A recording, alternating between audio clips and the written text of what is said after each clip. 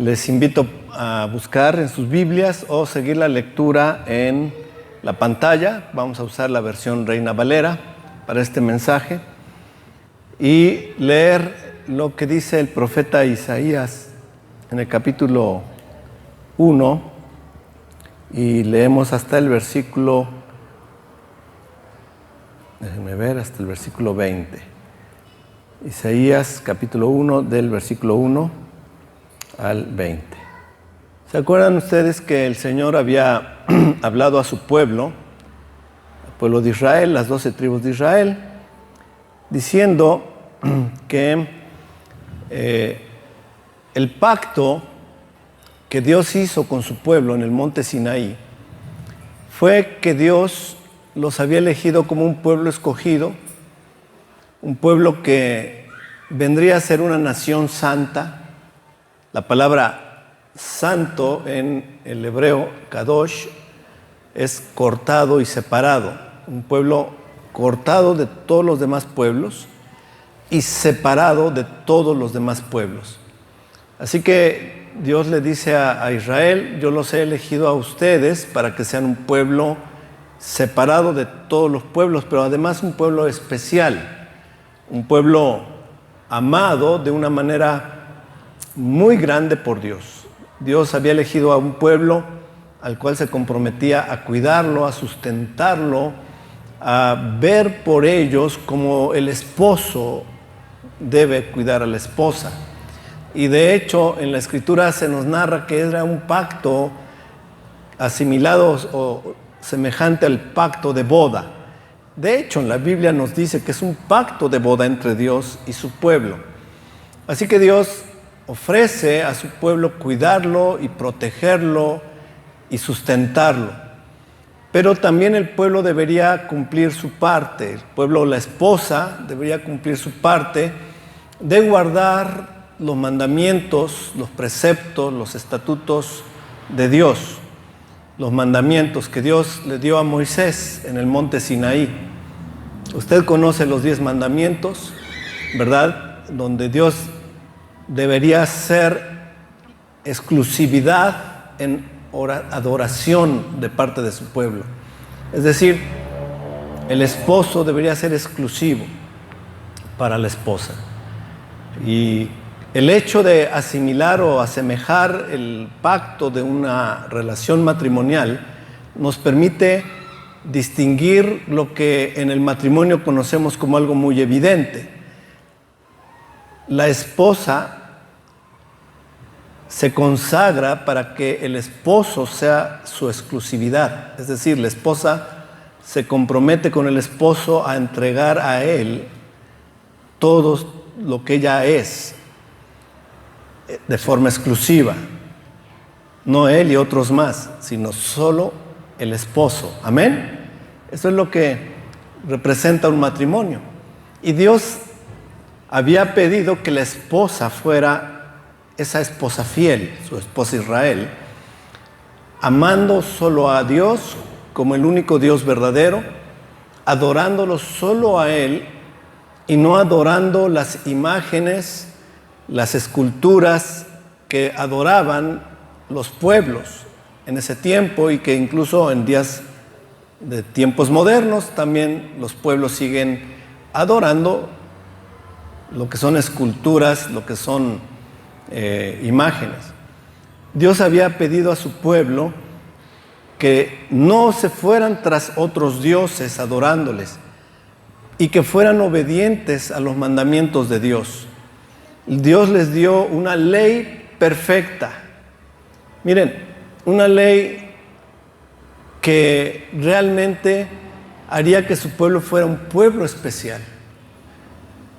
Amarás al Señor tu Dios con todo tu corazón, con toda tu alma y con todas tus fuerzas. Era el primero y más grande mandamiento que Dios les había dado a su pueblo.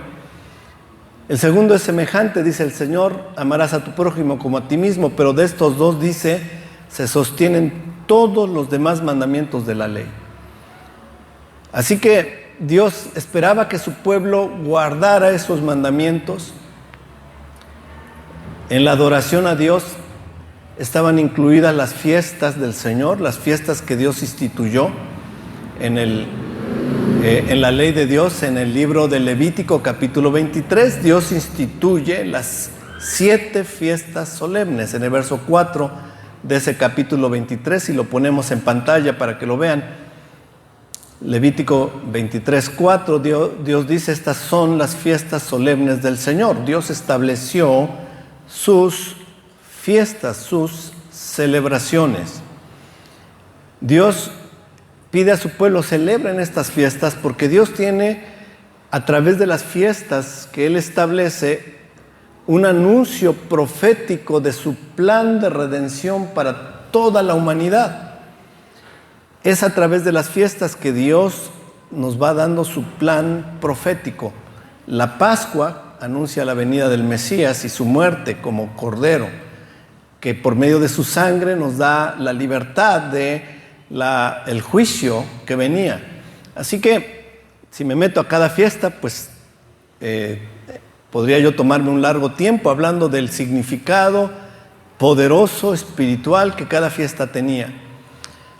Además de las fiestas, Dios establece el día de reposo, y eso lo estableció desde el principio, desde la creación misma, porque la creación, dice el Señor, que en 6 días creó Dios los cielos y la tierra, y en el 7º día, ¿qué hizo? Reposó, ¿verdad? Reposó de la obra y santificó el día de reposo. ¿Qué quiere decir santificar? Ya lo expliqué. Poner aparte, es un día separado, aparte. Y Dios estableció para sus hijos que ellos guardaran el día de reposo. Esto es Shabbat en hebreo. Shabbat en hebreo significa reposo, y de esta palabra viene la palabra sábado. Sábado, día de reposo. Así que el Señor había establecido que el pueblo guardara el día de reposo como una señal del pacto entre Dios y su pueblo. Y no solo eso, Dios le dio muchos mandamientos a su pueblo para cuidar que las relaciones interpersonales fueran de acuerdo a los estatutos del reino de Dios. Estatutos como no mentirnos unos a otros. Estatutos como no defraudarnos unos a otros. Estatutos y preceptos como no ofendernos, no herirnos, como gente que no conoce de Dios y no tiene temor de Dios. La costumbre es herir, a veces de forma verbal o física, pero la costumbre de un pueblo que no conoce a Dios es herir, es lastimar. En contraste, Dios quería o manda que su pueblo no nos hiramos, no nos lastimemos, no nos ofendamos. Que tengamos cuidado del pobre en su necesidad, que tengamos cuidado de la viuda en su necesidad, que tengamos cuidado de el que tiene una enfermedad, que tengamos amor por el extranjero. En fin, estoy citando algunos mandamientos de manera muy rápida y muy sucinta para no tomar demasiado tiempo. Eso era lo que la esposa debía hacer como fiel esposa de Dios.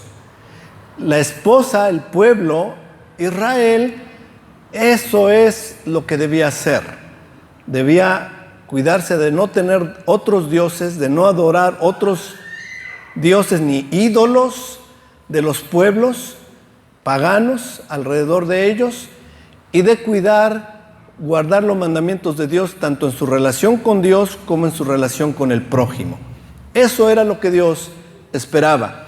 Y Dios dijo: si ustedes hacen esto, si ustedes guardan mis mandamientos, si ustedes guardan mis días de fiesta, si ustedes guardan mis días de reposo, yo los voy a bendecir. Yo me comprometo a cuidar de ustedes, yo me comprometo a sustentarles, yo me comprometo hacer todo por ustedes. Como el esposo, ¿verdad? Cuando se compromete con la esposa. Yo recuerdo cuando le pedí a mi esposa que fuera mi esposa, le dije cosas de esas: yo me comprometo a ser fiel, a sustentarte, a amarte, a cuidarte. Todavía cuando alguna situación pasa, me dice mi esposa, tú te comprometiste conmigo. Así que yo tengo que recordar mis promesas, mi compromiso que hice con ella. Así fue el pacto de Dios con su pueblo. Y Dios puso testigos. Dice en el libro de Deuteronomio, ya no lo leemos para hacerlo rápido, pongo hoy por testigo el cielo y la tierra, de que si ustedes guardan mi pacto, ustedes serán mi pueblo y yo su Dios. Pero si ustedes se olvidan de mi pacto, entonces vendrán sobre ustedes todas estas consecuencias. Consecuencias de que ustedes serán destruidos por sus enemigos y que yo los esparciré entre las naciones. Ustedes serán llevados cautivos por todos los pueblos. Y luego también Dios promete que a pesar de que ellos van a hacerlo, porque Dios sabe que eso iban a hacer, no es que Dios le tomó por sorpresa que su pueblo fue infiel, también hace la promesa, aunque ustedes estén esparcidos entre todas las naciones, yo os recogeré y los haré volver a la tierra que prometí darle a sus padres, que yo prometí a Abraham, a Isaac y a Jacob, que daría esta tierra a su descendencia. Yo los haré volver y morarán seguros en su tierra. Eso fue el pacto que Dios hizo. Y lo que hemos estado viendo en los últimos mensajes es cómo, después de la conquista de la tierra prometida por medio de Josué, el pueblo se corrompió. El pueblo no fue fiel. Y comenzaron a adorar a los dioses que en el lenguaje bíblico aparece como Baal o Baales, a los Baales, a ciertos dioses como Astoret, llamada la reina del cielo, a Malcom, a Quemos, dioses abominables a los ojos de Dios, porque eran dioses tan cruentos. Eran ídolos, por supuesto, no eran dioses verdaderos, eran ídolos, pero esos ídolos, según la cultura de aquellos pueblos, exigían el sacrificio de los niños recién nacidos. Así que quemaban a los niños recién nacidos a esos dioses, los pasaban por fuego hasta que eran consumidos. Esto de pasar por fuego a una persona viene desde los Baales. Pasar por fuego. Usted dirá, es que hoy día ya no sucede eso. No, sí. Cuando un brujo hace una brujería, lo que hace es pasar fuego enfrente de uno con algunos movimientos. Pasan una veladora o una cera grande con un fuego. Ya no te queman, pues, pero pasa el fuego por enfrente de ti y por atrás de ti. Eso es costumbre que viene desde ese tiempo. La brujería y todas esas cosas vienen desde ese tiempo de los Baales allá en esas tierras. Así que Dios está enojado con Israel. Dios dividió a Israel en la casa del norte, 10 tribus, la casa de Israel, y la casa en el sur, el reino del sur, la casa de Judá, con 2 tribus, Judá y Benjamín, que habitaron en la región de Judea, donde está Jerusalén, y el reino del norte, Samaria, donde está el monte Gerizim. Así que el reino primero fue dividido por parte de Dios, divide el reino, porque Dios ya tenía un plan específico para el pueblo, para Israel. Después de enviar a sus profetas para que el pueblo volviera a ser fiel, para que la esposa volviera a ser fiel, llega el punto en que el pueblo no oye la voz de Dios y Dios decide actuar y enviar a un pueblo, a una nación, los asirios, que conquistaron el reino del norte y se los llevaron después de destruirlos, de matar a jóvenes, a violar a mujeres, de hacer terribles calamidades, a los sobrevivientes se los llevó cautivos a otras tierras. Y leemos pues ahora el profeta Isaías, que es un recordatorio de por dónde estamos ahora, en el mensaje. Dice Isaías capítulo 1, verso 1. Visión de Isaías, hijo de Amós, la cual vio acerca de Judá y Jerusalén en días de Usías, Jotam, Acaz y Ezequías, reyes de Judá. Oíd cielos y escucha tu tierra. ¿Se acuerdan de los dos testigos, verdad? Cielos y tierra. Dios dice, oigan ustedes cielos y tierra. Porque habla Jehová, o Jehová, la pronunciación mejor apegada al hebreo es Jehová, aunque en español se usa Jehová. ¿Por qué habla Jehová? Crié hijos y los engrandecí y ellos se rebelaron contra mí. El buey conoce a su dueño y el asno el pesebre de su señor. Israel no entiende, mi pueblo no tiene conocimiento. Oh gente pecadora, pueblo cargado de maldad, generación de malignos, hijos depravados. Dejaron a Jehová, provocaron a ira al Santo de Israel, se volvieron atrás. ¿Por qué querréis ser castigados aún? ¿Todavía os rebeláis? Toda cabeza está enferma y todo corazón doliente, desde la planta del pie hasta la cabeza.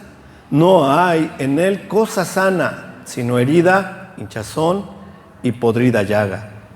No están curadas, ni vendadas, ni suavizadas con aceite. Vuestra tierra está destruida, vuestras ciudades puestas a fuego, vuestra tierra delante de vosotros comida por extranjeros y asolada como asolamiento de extraños. Quiero hacer una aclaración. Cuando el profeta Isaías profetizó, ya había ocurrido la deportación, ya Asiria había conquistado la tierra de Israel y se los había llevado cautivos. Pero aparentemente todavía había cierto contacto con ellos por medio de los profetas. Todavía tenía poco tiempo de haber sido esparcidos, todavía estaban, digamos, ubicados y podía ellos oír la palabra, y Isaías les está diciendo, por su pecado, por su rebelión, fueron castigados. Seguimos leyendo. Dice en el siguiente versículo, bueno, al final leímos ahí en ese verso 7 que su tierra había sido asolada ya, comida por extranjeros, o sea que los conquistó el imperio asirio, y asolada como asolamiento de extraños, ya la tierra estaba vacía.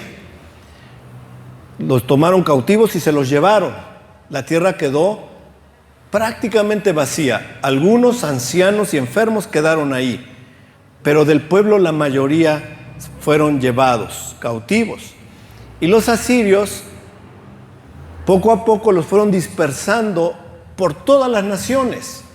Se los llevaron a Europa, Asia Menor, Asia Oriental, parte de África, en fin. Los asirios eran un imperio y como imperio tenía grandes territorios. Entonces lo que hicieron fue esparcirlos. Y como les di testimonio hace 15 días en la prédica, perdieron su identidad. Olvidaron quiénes eran ellos. Ya no se acordaron. Y les puse aquí un ejemplo de cuántos de ustedes se acuerdan quién es su tatarabuelo. Su nombre, ¿sí? Allá tenemos uno, ¿sí? ¿Y su tatarabuelo? ¿Alguien sabe? No. Miren, les daba yo el testimonio en relación a mi hijo, a mi nieto, Leonardo, ya no es Leonardo, él es Israel, Hiram Reyes Bueno. Miren, mi tatarabuelo se llamó José María Reyes. Mi bisabuelo, Leonardo Reyes García. Mi abuelo, Sabino Reyes Avendaño. Mi padre, Mariano Reyes Campi. Yo soy Leonardo Reyes Santos, ya son 5 generaciones. Mi hijo, Leonardo Israel Reyes López, y mi nieto, Israel Hiram Reyes Bueno. ¿Son cuántas generaciones? 5 más 2, 7. creo que el anterior a José María Reyes se llamó Félix Reyes, pero ya no estoy tan seguro, por eso no lo cuento. 8 generaciones, qué bendición, ¿no? O 7, la mayoría no sabemos. Una de las razones por las cuales esto ha sucedido es porque mis antecesores han sido personas fieles que tuvieron una esposa y murieron con esa esposa. Entonces yo conozco también de mis bisabuelas y mi abuela, porque siempre estuvieron con ellas. Y eso trajo bendición a futuras generaciones. El pueblo, cuando anda conforme a los caminos de Dios, trae bendición a futuras generaciones. Pero el pueblo había olvidado la ley. Fueron infieles con Dios y fueron dispersados por las naciones. Ahora, vamos rápidamente, hermanos, a continuar. Ya leímos a Isaías. Quiero leer, hermanos, a 2 profetas del tiempo antes de la deportación, que son el profeta Amós y el profeta Oseas. Me voy a brincar otro profeta que es antes de la deportación, que es Jonás, porque Jonás merece un trato aparte. ¿Conocen la historia de Jonás? ¿Sí? ¿Qué le pasó a Jonás? Se lo comió un gran pez, ¿verdad? Y estuvo en el vientre del pez 3 días y 3 noches, y luego fue vomitado por el pez. El Dios Todopoderoso lo volvió a la vida y fue a testificar acerca de Dios a la ciudad de Nínive.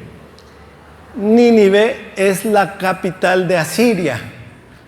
Es el tiempo en que Nínive se estaba fortaleciendo como nación. Aproximadamente unos 100 años antes, cuando se estaba fortaleciendo Nínive como nación, de que se fortalecieron tanto que empezaron a conquistar otros pueblos, como nación ya consolidada y fortalecida, Asiria. Y entre los pueblos que llegaron a conquistar fue a Israel, que Dios los entregó en manos de sus enemigos por su pecado, por su rebelión, por su infidelidad. Entonces tenemos a 2 profetas. El profeta Amós, que profetizó entre el año 767 al 753 antes de Cristo. Profeta Amós. Y luego tenemos al profeta Oseas. El profeta Oseas profetizó más o menos entre el 755 después de Amós al 723, el año en que fue la conquista de Asiria a Israel. Entonces vamos a ver lo que estos 2 profetas, pero muy brevemente. Yo les invito, hermanos, a que lean, por favor, no se queden con el mensaje, lean ustedes al profeta Amós y al profeta Oseas, llévenselo como tarea, leer de ellos. ¿Qué es lo que el mensaje del profeta Amós decía a Israel? A las 12 tribus, a las 10 tribus del reino del norte, el reino de Israel. ¿Qué les decía? Básicamente les estaba diciendo, porque debo mencionar, el profeta Amós profetizó en un tiempo de prosperidad económica en Israel y también en el reino del sur. En Judá también había prosperidad económica. La gente estaba viviendo bien, estaba ganando buen dinero, las cosechas estaban viniendo, estaban teniendo dinero. Y Dios, sin embargo, no está contento con ellos, y no está contento con ellos por algo muy especial que ya mencioné, que es aquello que ya no estaban haciendo. Ya no estaban obedeciendo la ley de Dios. Se habían olvidado del amor al prójimo.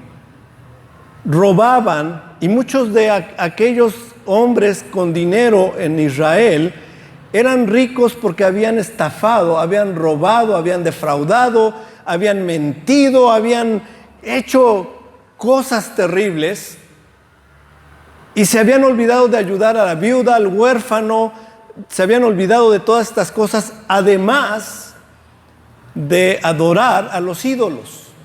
Adoraban a Baal, a Astoret, a Quemos.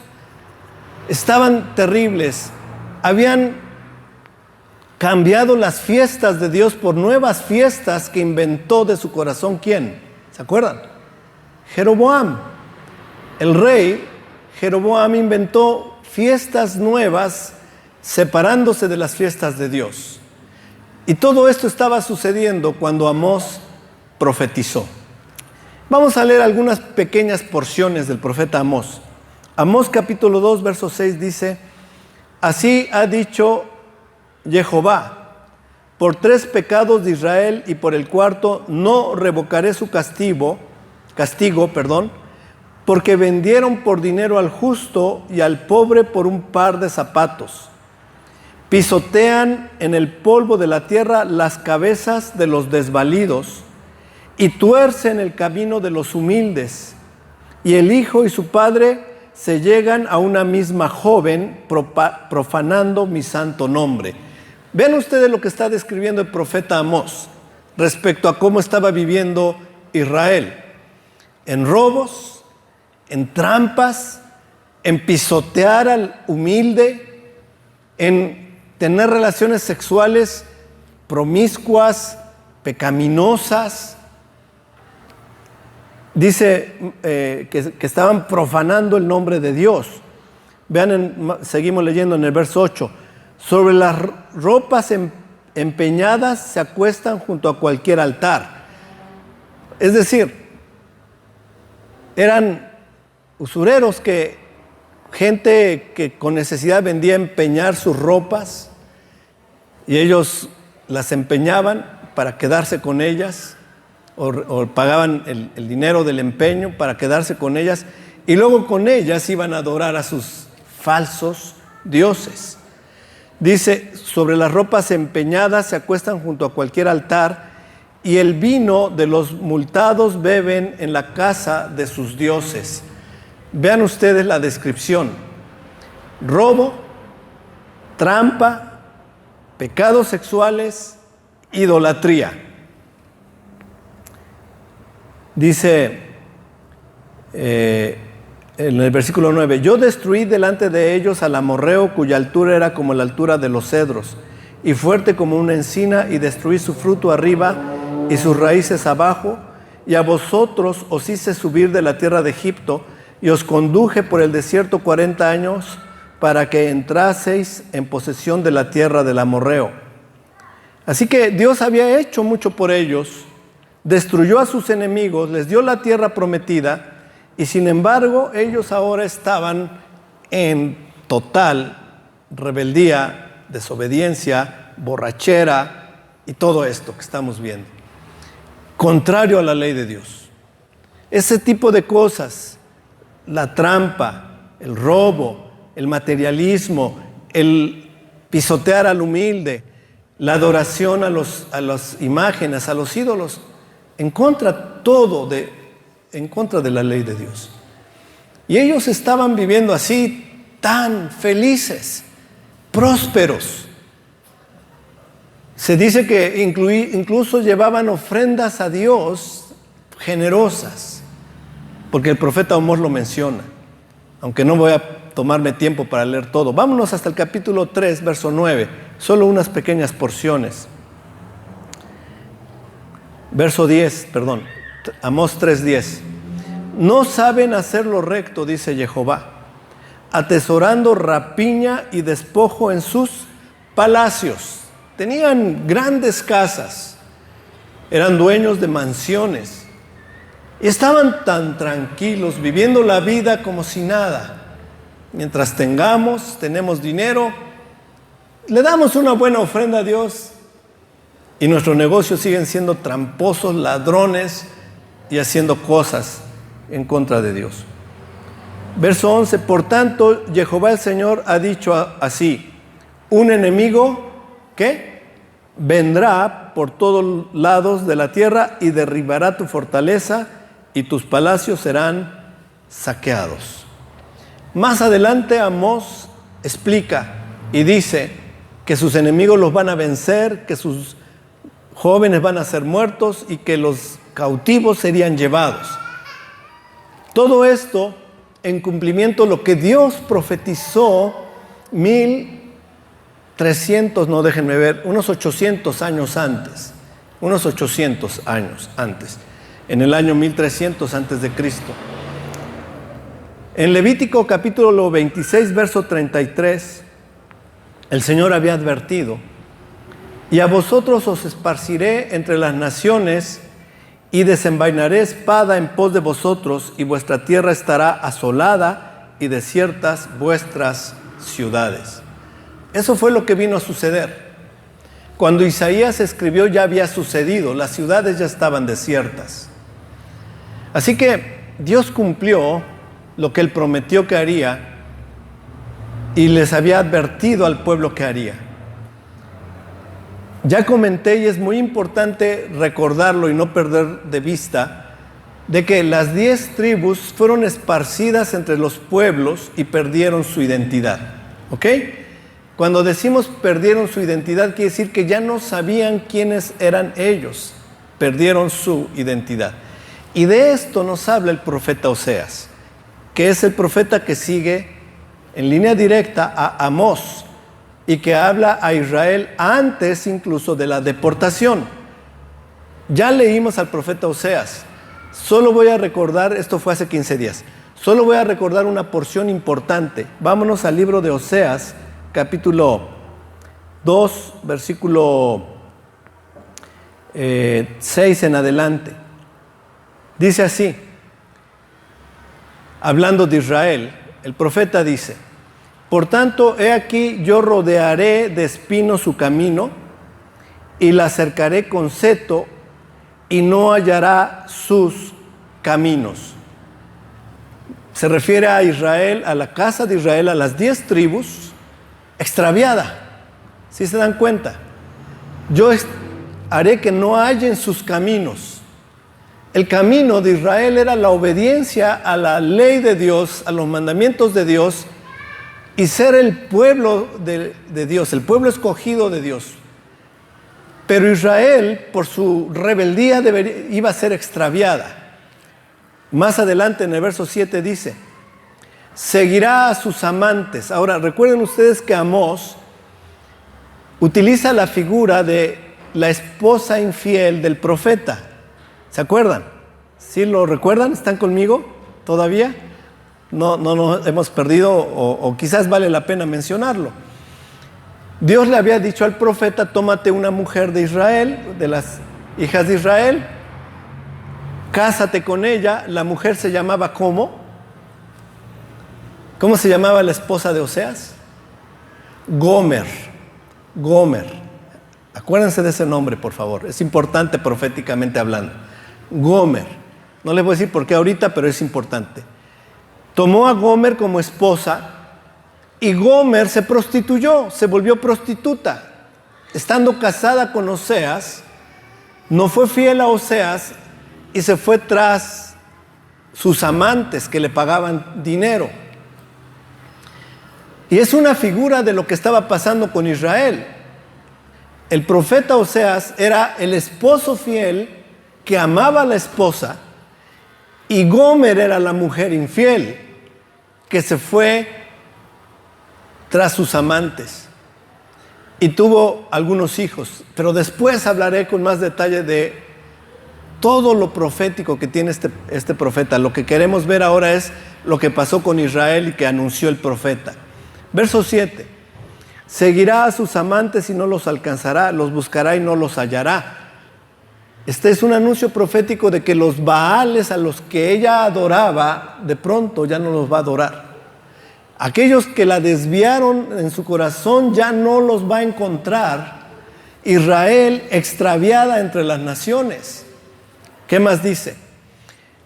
Después de un proceso dice: entonces dirá: iré y me volveré a mi primer marido. ¿Quién era su primer marido? Desde el punto de vista de la figura de Oseas y Gomer, el primer marido de la mujer era Dios, de la mujer Israel. Israel, ya extraviada, sin sus Baales, sin sus dioses, Después de un proceso, dirá, me volveré a mi primer marido, buscaré al Dios de Israel. ¿Ok?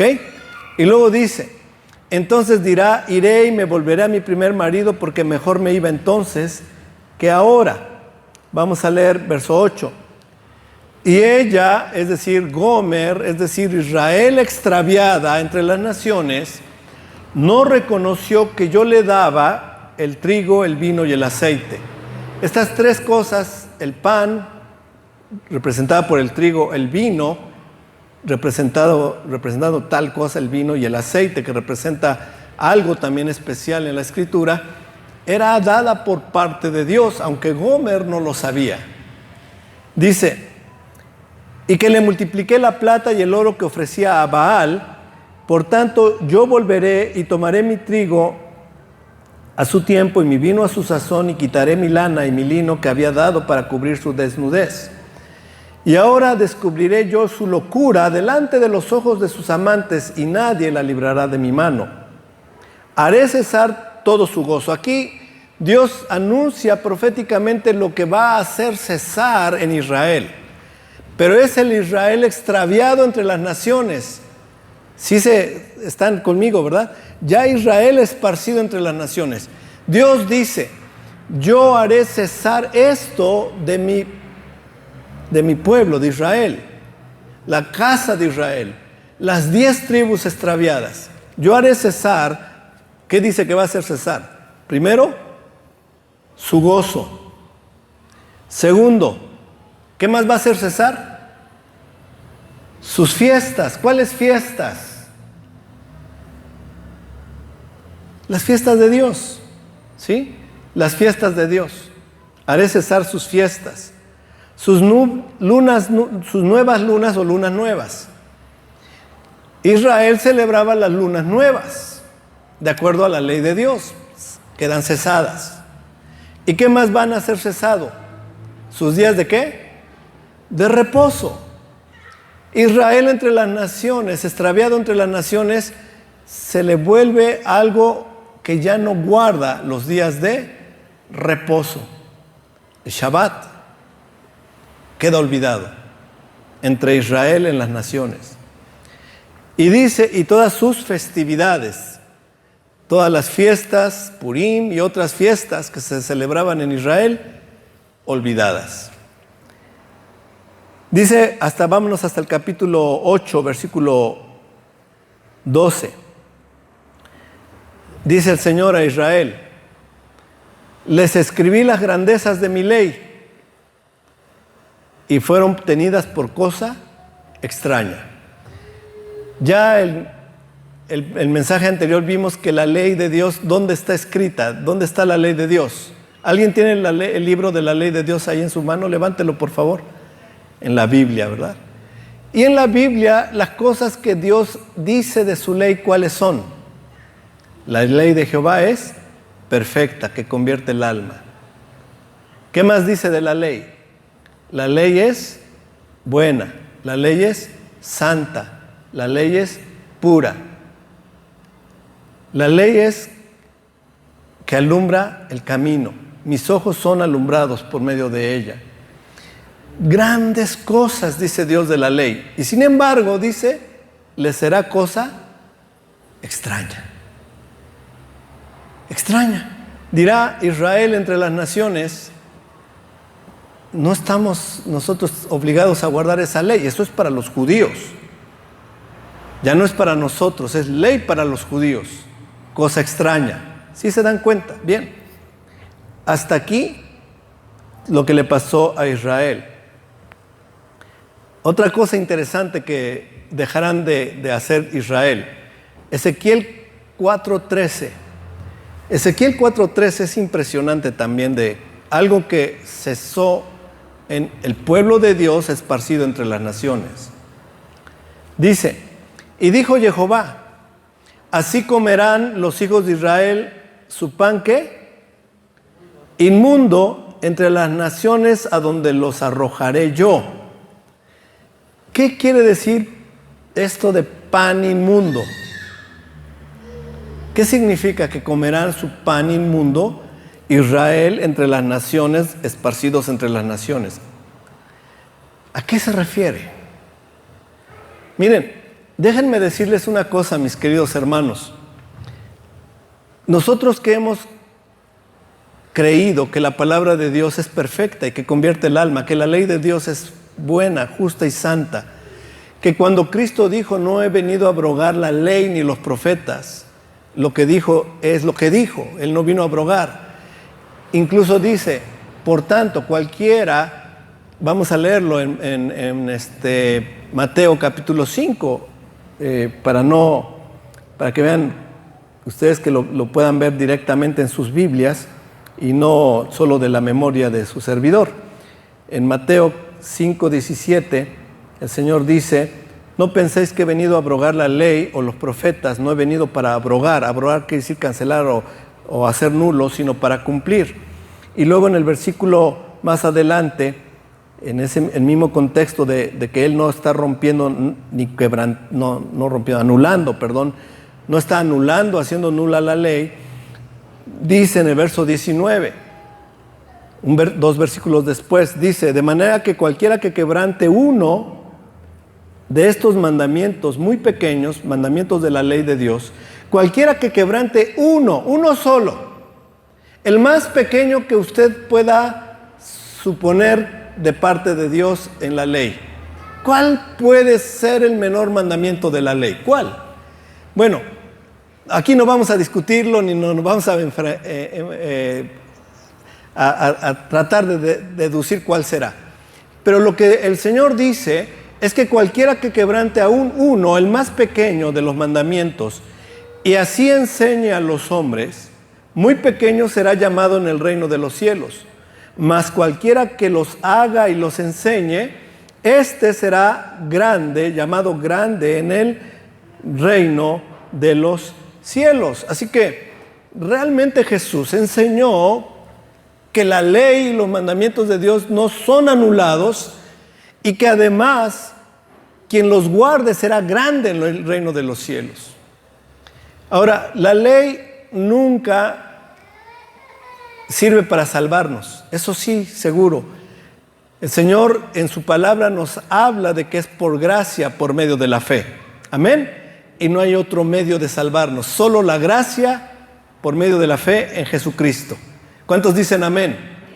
Amén, hermanos, porque eso es enseñanza bíblica, firme, que no tiene duda. Usted no se puede salvar por ningún otro medio si no es por medio de la fe en Jesucristo. Si usted se arrepiente de sus pecados y si cree en Él, tiene vida en su nombre. ¿Cuántos dicen amén de nuevo? Amén. Entonces, ¿para qué sirve la ley? ¿Qué propósito entonces tiene la ley si la salvación no es por hacer las obras de la ley? La ley es el camino que Dios quiere que su pueblo camine. Es el camino por el cual Dios quiere que andemos. Por eso dice el apóstol Pablo, la ley es buena si se usa correctamente. ¿Sí? La ley es santa. Dios nos traza el camino por el cual debemos andar a través de la ley, no para salvarnos, sino como un testimonio de que ya somos hijos de Dios. Cuando el Señor redimió a Israel de Egipto, no les dio la ley para que la guarden antes de redimirlos, sino que primero los redimió y luego los llevó al monte Sinaí y ya redimidos les dio su ley. Es lo mismo que Dios ha hecho, porque Dios no cambia, es el mismo ayer, hoy y siempre. Nos salva, aún estando en pecados, aún siendo pecadores, nos salva por medio de la fe en Jesucristo. Y una vez que somos hechos salvos, nos dice, camina por este camino, esta es mi ley, estos son mis mandamientos. El que tiene mis mandamientos y los guarda, ese es el que me ama. Y el que me ama será amado por mi Padre, y yo le amaré y me manifestaré a Él. Amén. Ese es el propósito. Entonces, Israel fue rebelde, fue dispersado entre las naciones por la rebeldía, a pesar de que los profetas anunciaron que se arrepintieran y que volvieran a los caminos de Dios. Vuelvan a los caminos antiguos, vuelvan a las veredas antiguas, vuelvan a las sendas del Señor y caminen por sus sendas, y entonces Dios tendrá misericordia. Pero no lo quisieron oír, no oyeron. Fueron necios en su corazón y fueron esparcidos por las naciones. Y ya entre las naciones, vean lo que dice entonces, que comerán pan inmundo. ¿Qué es el pan inmundo? La palabra ley de Dios establece, estos son los alimentos limpios para vosotros. ¿Cuáles? De los que tienen, de los animales, los que tienen pezuña dividida y que rumían, estos comeréis. Como por ejemplo la oveja, el carnero, el chivo, el buey, el venado, el antílope, son alimentos limpios de acuerdo con el Señor. Los que no se deben comer son los que no cumplen esos dos requisitos, que rumían y tienen la pezuña dividida. Dice el Señor en Levítico 11, a ver si me lo encuentra rápido, hermana, Levítico 11. El cerdo, aunque tiene la pezuña dividida, no rumía o será inmundo. ¿Ya lo encontró, hermana? Para ponerlo en la pantalla, véanlo. Ojalá, Levítico 11. El conejo rumía, pero no tiene la pezuña dividida. ¿O será qué? Inmundo. El ratón, la rata, ¿es inmundo o no es inmundo? ¿Es inmundo? ¿Sí? ¿Cuánto les gustan las ratas? No, ¿verdad? Porque es que inmundo. Ahora, ¿sí saben ustedes que en algunos pueblos se come rata? ¿Sí saben? ¿En qué pueblos, por ejemplo? ¿Alguien sabe? Los chinos, ¿verdad? Comen rata. ¿El perro es limpio o inmundo? Inmundo. ¿Saben que algunos pueblos comen perros? Hasta los engordan. Bueno, la Ciudad de México, hermanos, venden tacos de perro. Pero la gente cree que es taco de ¿cómo se llama? De oveja. Pero bueno, eso es otra cosa, otra historia. Me metí a una historia que no era el tema. Bien. ¿Por qué al pueblo de México que conoce ahora la palabra de Dios le es tan difícil guardar estos mandamientos? ¿Por qué? Les voy a decir por qué, hermanos. Por nuestra cultura. No porque la ley de Dios sea difícil o pesada, sino por la cultura. Porque no nos es nada difícil obedecer a Dios en no comer rata ni perro. Porque en nuestra cultura no se come. Nos es abominable. Que un día te digan, oiga, ¿y de qué es la carne estás comiendo tu tamal? ¿De qué es la carne, oiga? De rata. ¿Qué harías? ¿Qué harías? Fuchila, ¿verdad? Es abominable. Pero un chino diría, qué rico.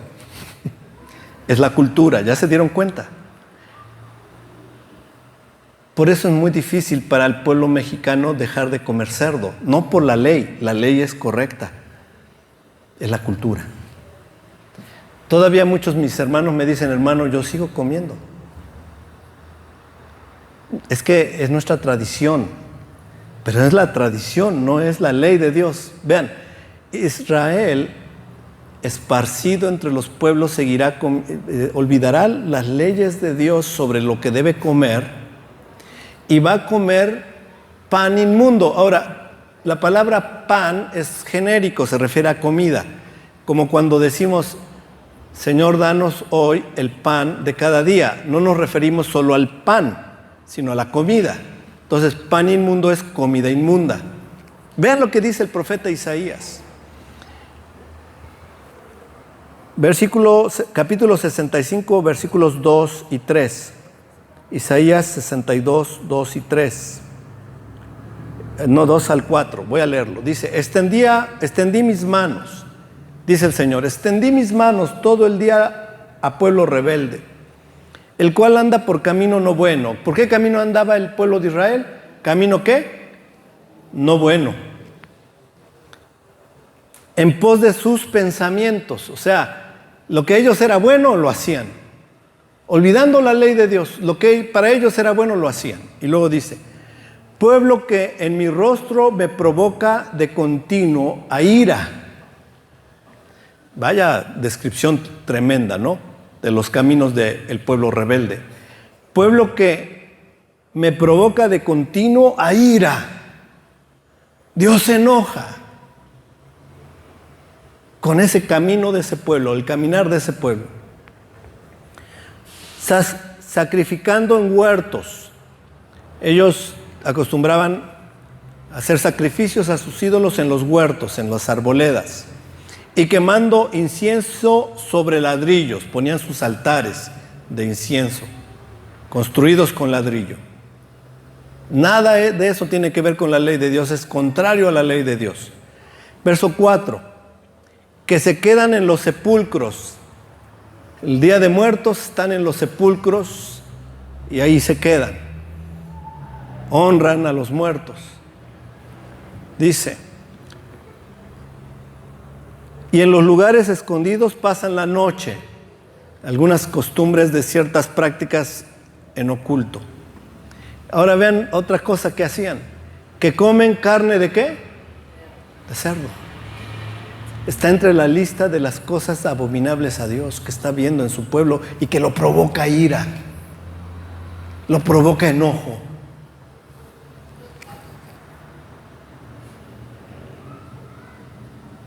¿Qué le parece? ¿Verdad que sí debemos volvernos a Dios? ¿Verdad que sí debemos volvernos a sus caminos? Porque a veces pensamos, hermanos, es que el pastor nos habla de la ley de Dios, pero hay muchas cosas de la ley que ya no están vigentes, como lo de la comida, ya no está vigente. Yo te invito de verdad, hermano, que honestamente me digas dónde ya no está vigente.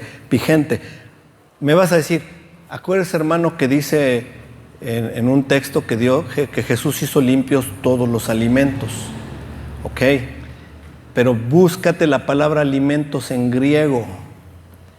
La que está traducida alimentos del griego al español, la palabra griega que se utiliza para hablar de alimentos, y lee en el diccionario Strong, griego-español, lo que significa literalmente. Y la palabra alimento ahí significa comida que es aceptada de acuerdo a la ley judía, a la ley de Dios. Entonces, cuando dice que Jesús hizo limpios los alimentos, se está refiriendo a que Jesús hizo cuáles alimentos son limpios. Estos alimentos son limpios y de esos podemos comer. Así que no se refiere al cerdo, ni a la lagartija, ni a la rata, ni al perro, ni al caballo. Miren, ya me metí en este tema y pues voy a continuarlo. ¿Se acuerdan de la visión de Pedro en Jope? Dice la Escritura en el libro de los Hechos, en el capítulo 10, que Pedro estaba orando y entonces tuvo hambre. Mientras le preparaban los alimentos, él entró en un éxtasis, como un sueño, como un momento de sueño profundo. Y en ese sueño tuvo una visión. Estamos hablando de unos aproximadamente 15 años después de la resurrección de Cristo. Pedro había sido discípulo de Cristo, anduvo con Cristo, recibió las enseñanzas directas de Cristo Jesús. Murió en la cruz nuestro Señor y Pedro estaba cerca, no estaba ahí porque tuvo temor, pero lo vio de lejos. Lo había negado 3 veces, ¿se acuerdan? El mismo Señor le había dicho, me negarás esta noche, antes de que cante el gallo 3 veces, 2 veces tú me negarás 3 veces. Y sucedió. Pedro recibió las enseñanzas directas de su maestro y 15 años después de la resurrección tiene esta visión. Y en esta visión baja un lienzo con animales de toda clase. Y Pedro recibe la voz del cielo que le dice: Pedro, mata y come. ¿Y qué dijo Pedro? Ah, cierto, Señor, tú ya me habías enseñado cuando fui tu discípulo que sí podía comer de todo.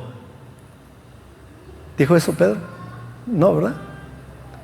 ¿Qué dijo Pedro? No, Señor, porque ninguna cosa inmunda he comido hasta hoy. Amén.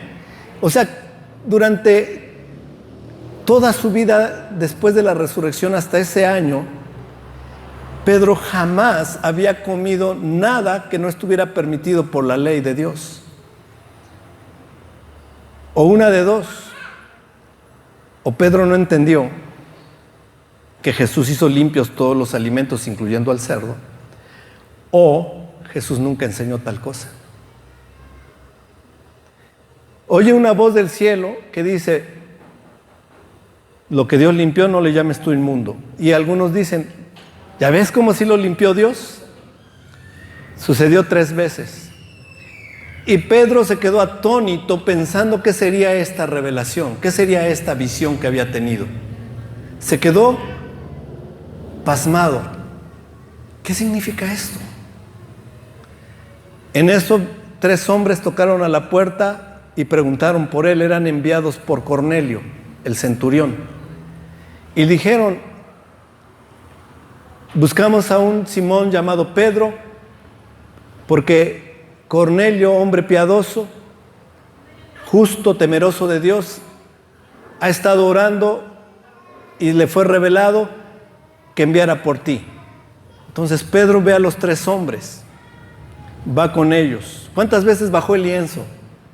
3 veces. Encuentra a 3 hombres. Llega a la casa de Cornelio y Cornelio ya estaba ahí con su familia y amigos. Se dice que ha de haber juntado unos 50 personas. Cornelio era un centurión romano, era una persona de alto nivel. Fácil pudo haber tenido a los 100 soldados bajo su orden. Tenía a su familia y muchos amigos con él. Y le dijo Cornelio a Pedro: entra. Y Pedro le dijo: tú sabes cuán abominable le es a un judío entrar en casa de un gentil. Pero ahora entiendo que no debo llamar inmundo a lo que Dios ha limpiado. Y entró. Entonces, Pedro entendió que la visión se refería ¿a quién? ¿A los alimentos o a Cornelio? A Cornelio, no a los alimentos. Nunca pensó Pedro: ya entendí, Dios limpió los alimentos y también a Cornelio. No. Hasta ese momento dijo: ahora entiendo que Dios no hace acepción de personas y que yo no puedo llamar inmundo lo que Él ya limpió. Amén. Entonces no hay ninguna porción en la Escritura, en verdad se los digo, que diga que ya podemos comer de todo. Porque Dios incluso dice de Israel que comen carne de cerdo. Y en sus ollas hay caldo de cosas que inmundas. Ayer se los comparto. Fuimos mi esposa y yo, no habíamos comido, ya eran más de las 6 de la tarde, yo creo, no habíamos comido. Vamos rápido a comernos algo, dice. Bueno, vamos. Donde fuimos pidió un pozole de pollo, hasta le aclaró al joven: de pollo, por favor. Sí, cómo no. Y luego le preguntó: oiga, ¿el caldo del pozole no lo hierven junto con el cerdo? Y le dijo el joven: no, se cuecen por separado, el cerdo por un lado y el pollo por otro. Ah, perfecto, entonces tráigame mi caldito de mi pozole de pollo. A la primer cucharada mi esposa: ay, sabe a cerdo. Ya tiene tan entrenado el paladar que luego, yo pedí otra cosa, así que yo no probé, pero ella sí, probó y sabe hacerlo. Y llama al joven, oiga, ¿no me dijo que lo cuecen por separado? No, sí, señora, le aseguro que lo cuecen por separado. Y mi esposa dice, ay, sabe hacerlo. Ya le empieza a ver el feo. Y al ratito regresa el mesero y dice, señora, me dice el cocinero que lo que sí pone son los huesos y el tuétano del cerdo. Dice mi esposa, es que no como cerdo, joven, pero mejor avísenos. Miren, hermanos, debemos aprender, de veras, a honrar a Dios. De veras. Ya sé que es difícil por nuestra cultura, pero le pasó a Israel. Vean qué curioso. Tradiciones que hacía Israel son tradiciones mexicanas también. Vean, se quedan en los sepulcros. ¿Hay alguna tradición mexicana donde en un día se queden en los sepulcros a velar y comer? Sí, ¿verdad? Dice, en lugares escondidos pasan la noche. Bueno, eso quizás, tal vez lo haya, pero no es una tradición tanto de México. Bueno, dice, es más, vámonos al verso 3. Dice, pueblo que en mi rostro me provoca de continuo ira, sacrificando en huertos. O sea, bajo los árboles poner imágenes y ponerles veladoras. ¿Sucede? Yo he visto muchos lugares donde hay un árbol con un nicho, una imagen y veladoras. Los he visto muchos. Dice, quemando incienso sobre ladrillos. O sea, quemar incienso a las imágenes. ¿Sucede en México? ¿Quemar incienso a imágenes? Sí, ¿verdad? Dice que se quedan en los sepulcros, de eso ya hablamos. En lugares escondidos pasan la noche. Creo que sigue hablando de los sepulcros, pero me sigo adelante. Que comen carne de cerdo. ¿En México es tradición comer carne de cerdo? Chicharroncito en salsa verde. Y en sus ollas hay caldo de cosas inmundas. Me acordé de eso, de lo que me dijo, de lo que pasó con mi esposa en su caldo. Claro, ella no sabía y inmediatamente que supo lo rechazó. De hecho, desde que lo probó lo rechazó. Bien, queridos hermanos, Israel, esparcido entre las naciones, perdió su identidad y hace todas estas cosas. Para que nos demos una idea, después vamos a ir aterrizando todo lo demás. ¿Qué pasó con Judá? Bien, el tema de hoy era Judá y me quedé mucho tiempo con Israel. Así que les invito, ahora vamos a hablar de Judá. El reino del sur, Judá. ¿Qué pasó en el reino del sur? Estaba dividido en dos reinos. El reino del norte, esparcido entre las naciones, perdieron su identidad practicando todas estas cosas. Pero Dios tuvo un trato diferente con Judá. A ellos no los esparció. Los llevó cautivos a una nación, Babilonia. Durante 70 años estuvieron cautivos de acuerdo a la palabra de Dios. Y después de los 70 años hizo volver a un tanto de ellos, no a todos, los hizo volver a Israel, a la tierra de Judea. Y cuando volvieron, buscaron a Dios y buscaron ser obedientes a la ley de Dios. Buscaron no apartarse de la ley de Dios, pero en su intención de no apartarse, también perdieron el camino. Vamos a verlo, poco a poco. Dice en 2 de Crónicas, capítulo 36, versículo 16. Estamos en el tiempo después del cautiverio y esparción de Israel, la casa del norte entre las naciones, por ahí del año 600 antes de Cristo. Y dice esto en 2 de Crónicas 36, 16. Mas ellos hacían escarnio de los mensajeros de Dios. O sea, Dios estaba enviando a los profetas. Vuelvan a mi camino, vuelvan a mis sendas, dejen de adorar a los ídolos, vuelvan a mí, dice el Señor. Pero ellos hacían escarnio. ¿Qué significa la palabra escarnio? Burla. Se burlaban de sus profetas. Dice, y menospreciaban sus palabras, burlándose de sus profetas, hasta que subió la ira de Jehová contra su pueblo y no hubo ya remedio. Tremendo esto, ¿no? Que ya no hubo remedio. Siguiente versículo, verso 17. por lo cual trajo contra ellos al rey de los caldeos. ¿Quiénes eran los caldeos? El pueblo de Babilonia. Trajo contra ellos al rey de los caldeos, que mató a espada a sus jóvenes en la casa de su santuario, sin perdonar joven ni doncella, anciano ni decrépito. Todos los entregó en sus manos. Esta es la conquista de Babilonia a Jerusalén, a Judea. Verso 18. Asimismo, todos los utensilios de la casa de Dios, grandes y chicos, los tesoros de la casa de Jehová y los tesoros de la casa del rey y de sus príncipes, todo lo llevó a Babilonia. Y quemaron la casa de Dios y rompieron el muro de Jerusalén y consumieron a fuego todos sus palacios y destruyeron todos sus objetos deseados. Los que escaparon de la espada fueron llevados cautivos a Babilonia y fueron siervos de él, del rey de Babilonia, Nabucodonosor, y de sus hijos hasta que vino el reino de los persas. Bien, vamos rápidamente entonces a seguir ahora a Judá. Israel está extraviado entre las naciones, perdieron su identidad, pero Judá no, los judíos no. Están recibiendo un trato diferente, especial de parte de Dios. También están siendo castigados por Dios por su rebelión, pero su trato es diferente, no los esparce entre las naciones. Vamos a ver lo que pasó. Segunda de Reyes 23:36, rápidamente, me tengo que ir ya rápidamente. De 25 años era Joacim, este era un rey de Judá, cuando comenzó a reinar, y 11 años reinó en Jerusalén. El nombre de su madre fue Zebuda, hija de Padaías de Ruma, e hizo lo malo ante los ojos de Jehová conforme a todas las cosas que sus padres habían hecho. Vámonos hasta el capítulo 24, versículo 1 en adelante. Dice: en su tiempo subió en campaña Nabucodonosor, rey de Babilonia.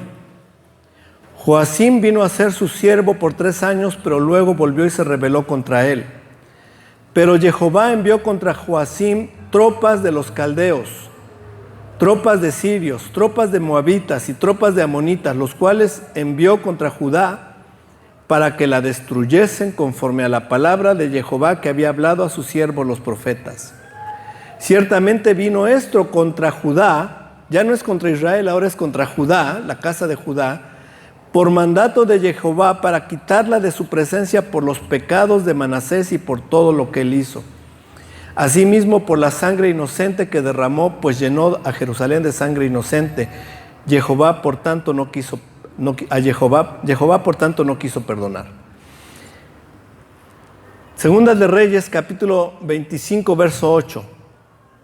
En el mes quinto, a los 7 días del mes, siendo el año 19 de Nabucodonosor, rey de Babilonia, vino a Jerusalén Nabuzaradán, capitán de la guardia, siervo del rey de Babilonia, y quemó la casa de Jehová y la casa del rey y todas las casas de Jerusalén y todas las casas de los príncipes. ¿Qué hizo? Quemó a fuego. Destruyó, arrasó con la ciudad de Jerusalén. De hecho, los arqueólogos, cuando hacen excavaciones y encuentran una capa de ceniza, dicen es del tiempo de la conquista de Nabucodonosor, la quema de la ciudad. Destruyó el templo por completo, lo destruyó, lo terminó derribando. Jesús había de venir en otro templo, porque ese templo ya había sido destruido, el templo que reconstruyeron después. Así que Nabucodonosor se lleva cautivo al pueblo y se los lleva a su tierra. Segunda de Crónicas 36:7. Ya lo leímos, perdón. Ahora encontramos a la casa de Judá. ¿En dónde? ¿Dónde están ahora?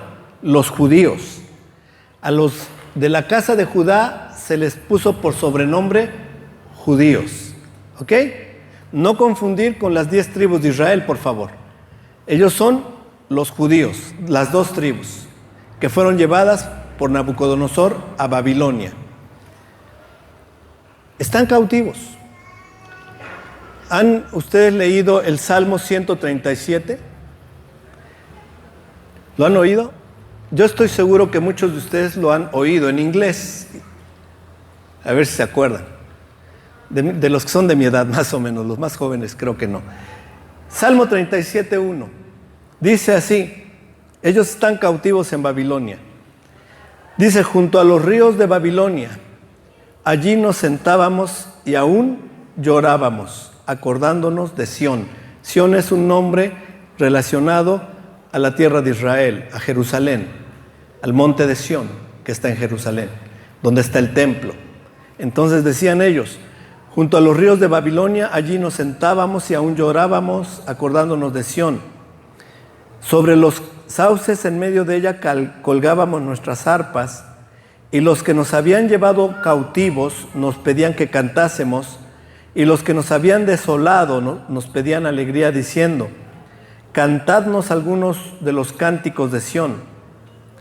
¿Cómo cantaremos cántico a Jehová en tierra de extraños? Si me olvidare de ti, oh Jerusalén, pierda mi diestra su destreza.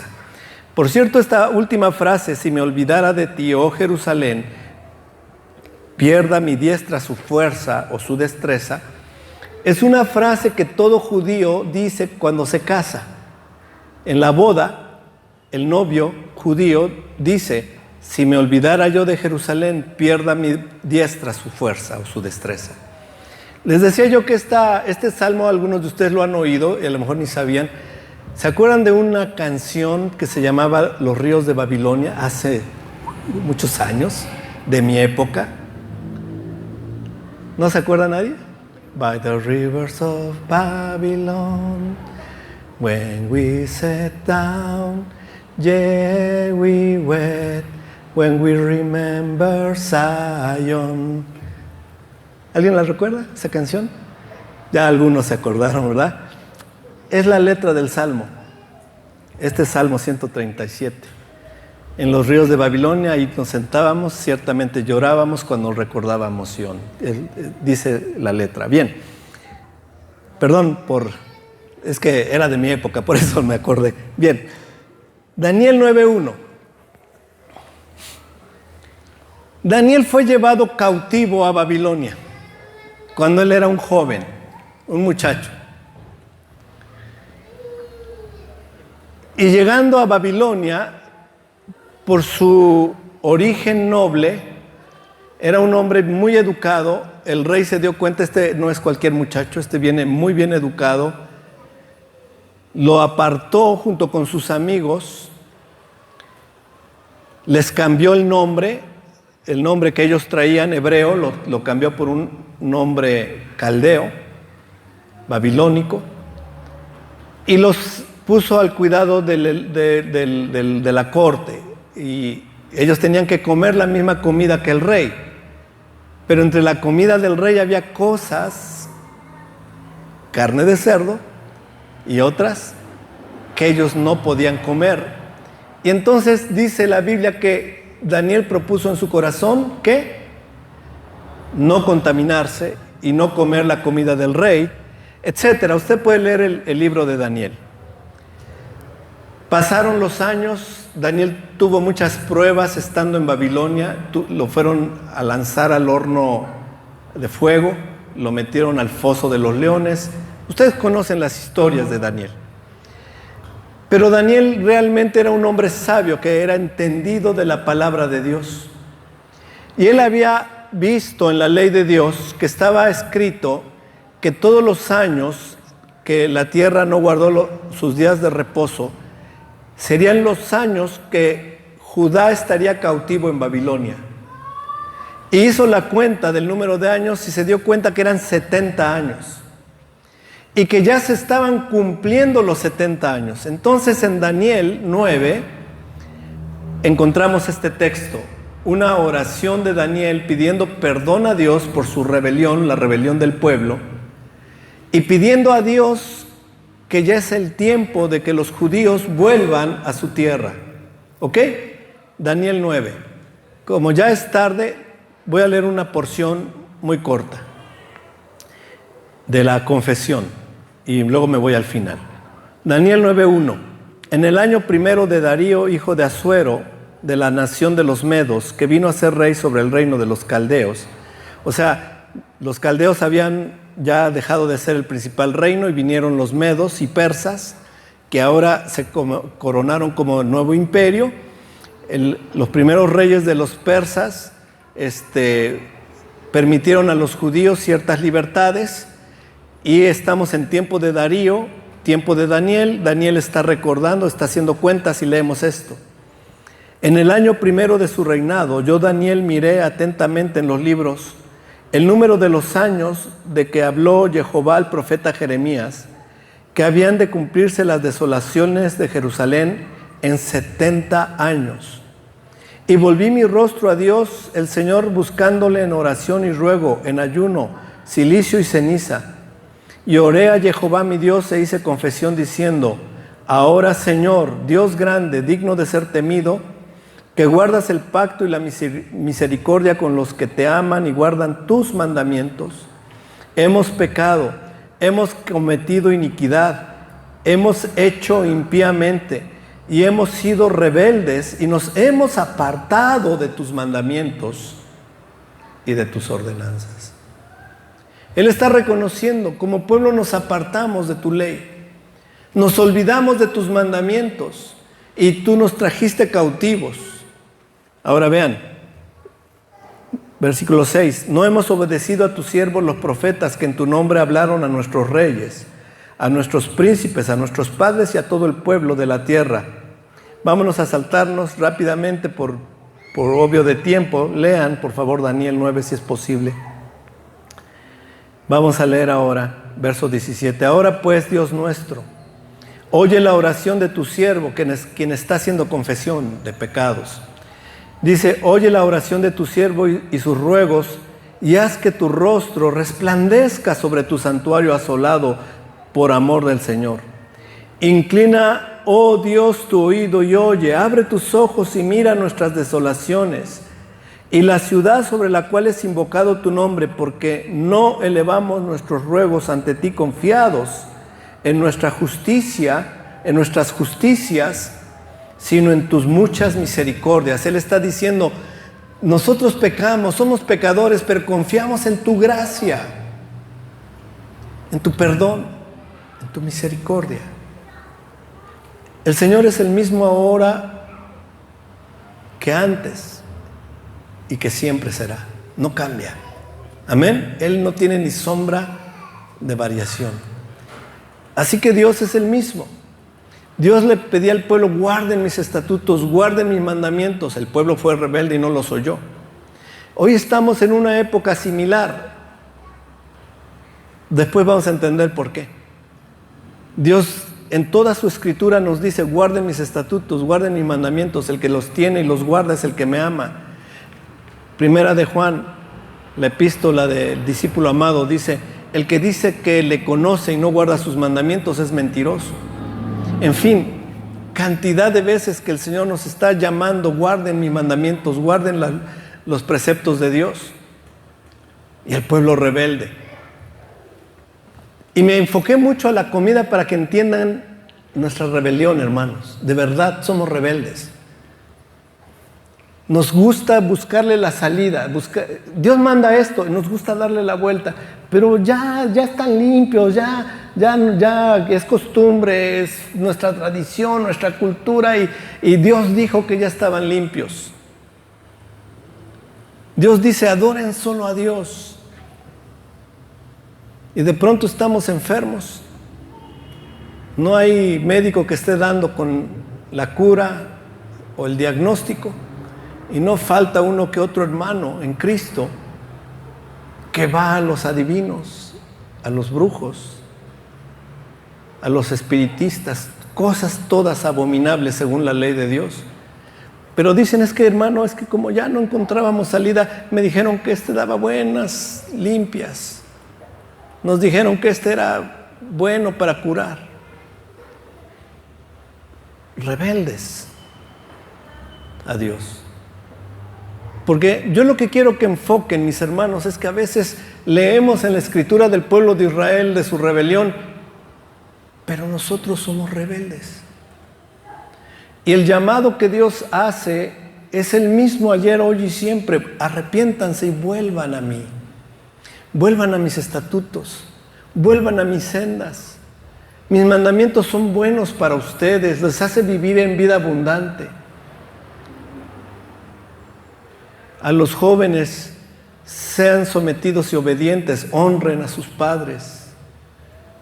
Respétenlos, ámenlos, respétenlos y honrenlos, sean obedientes. En el caso de los novios, ¿verdad? Una de las medidas, aprendíamos en el campamento hablando del tema del noviazgo, el compromiso. Una de las medidas que Dios usa para saber si una persona realmente es para nosotros es la aceptación de nuestros padres. Cuando nuestros padres nos dicen sí, estoy de acuerdo que tal persona te pretenda o que tú pretendas tal persona, esa es una medida que Dios usa. Así que vean ustedes, hermanos, somos rebeldes, ¿sí o no? Somos rebeldes. Los que no, en la borrachera, en ser mujeriegos y adúlteros, en la comida, en lo que aceptamos, en ir a los brujos, o ir a los espiritistas, o ir al zodiaco, rebeldes. Cuando Dios dice todas esas cosas, son cosas que hacen los pueblos, pero ustedes me serán un pueblo santo y apartado, un pueblo diferente, un pueblo que guarda mis preceptos y mis estatutos. Y yo me comprometo a ver por ustedes. Yo me comprometo, dice Dios, a darles bendición, a darles salud, a bendecir sus familias, a bendecir sus hogares. Yo estoy muy agradecido con Dios porque desde que yo cambié mi perspectiva y me volví obediente a Dios, en verdad, hermanos, estoy aquí, tengo una familia hermosa, tengo mis nietos, por obediencia a Dios. Así que Daniel se está confesando y está diciendo, hemos pecado, pero ya es tiempo, Dios, que tú prometiste que se reconstruirá Jerusalén. Acuérdate. Versículo 19, Daniel 9:19, y con este versículo terminamos. Oye, oh Señor, perdona, presta oído, Señor, y hazlo. No tardes, por amor de ti mismo, Dios mío, porque tu nombre es invocado sobre tu ciudad y sobre tu pueblo. Amén. Vamos a orar, vamos a ponernos de pie. Nos quedamos hasta Daniel y ahora vamos a ver Esdras y Nehemías en este panorama bíblico. Vamos a orar. Padre, te damos gracias por tu palabra tan hermosa y que tú nos has